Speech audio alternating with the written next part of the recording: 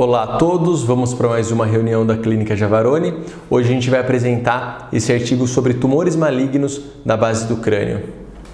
Foi publicado em 2003 uma análise de 1.300 casos de 17 instituições sobre a evolução de tumores malignos na base do crânio.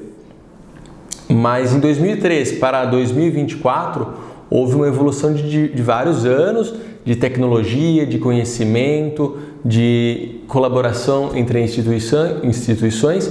Então, foi publicado esse artigo em 2024 sobre o progresso nos últimos 20 anos de imagem, acesso à endoscopia, navegação, neoadjuvância, adjuvância, novas possibilidades microcirúrgicas e qual que foi o impacto disso na abordagem desses tumores malignos da base do crânio.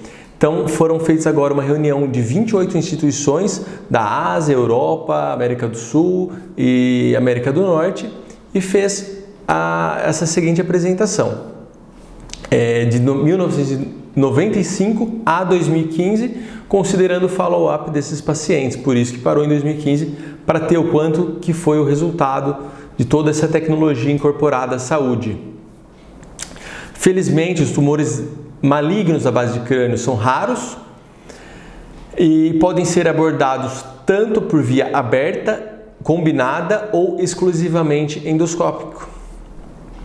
Então, nessa última revisão de 95 a 2015, foi visto que a idade média de acometimento foi de 56 anos, sendo 64% homens, com um Karnofsky de 90, a maioria de sítio primário, esses tumores, sendo mais frequentemente no etimoide, seguido cavidade nasal, seio maxilar e pele.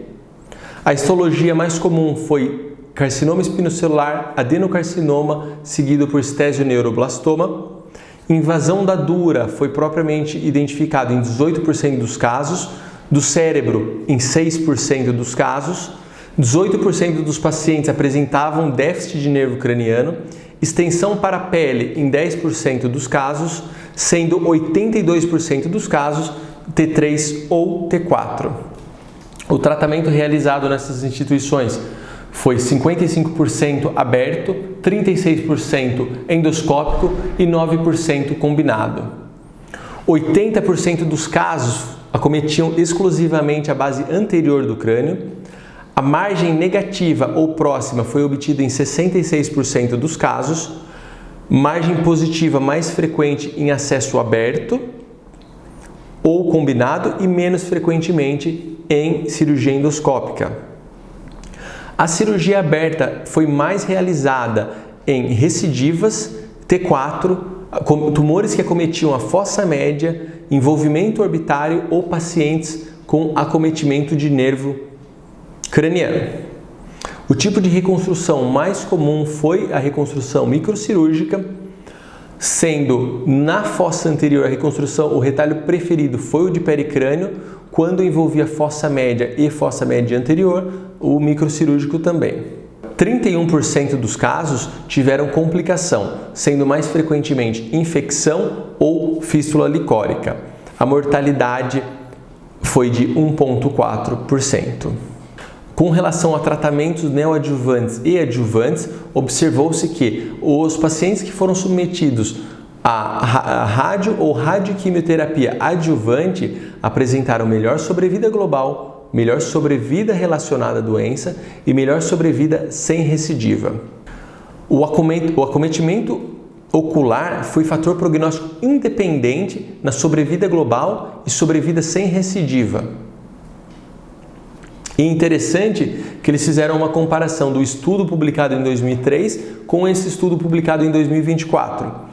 Foi interessante notar que a histologia dos tumores, sendo SEC, adenocarcinoma e estésioneuro, nessa ordem, nessa proporção que se estabeleceu, se manteve a mesma, apesar da redução importante do hábito do tabagismo, por exemplo. 38% dos casos foram reconstruídos com retalhos microcirúrgicos atualmente, sendo que antes foram apenas 21%.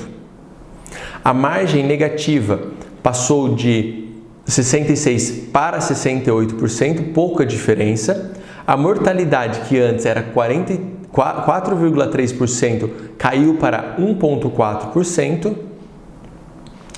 E apesar de ter um viés de seleção, sendo que tumores mais graves, envolvimento orbitário, fossa média, foram acessos abertos, observou-se que a cirurgia endoscópica proporcionou uma ressecção R0 ou margem exígua mais possível, com menor complicação e menor mortalidade pós-operatória em relação às cirurgias abertas ou combinadas.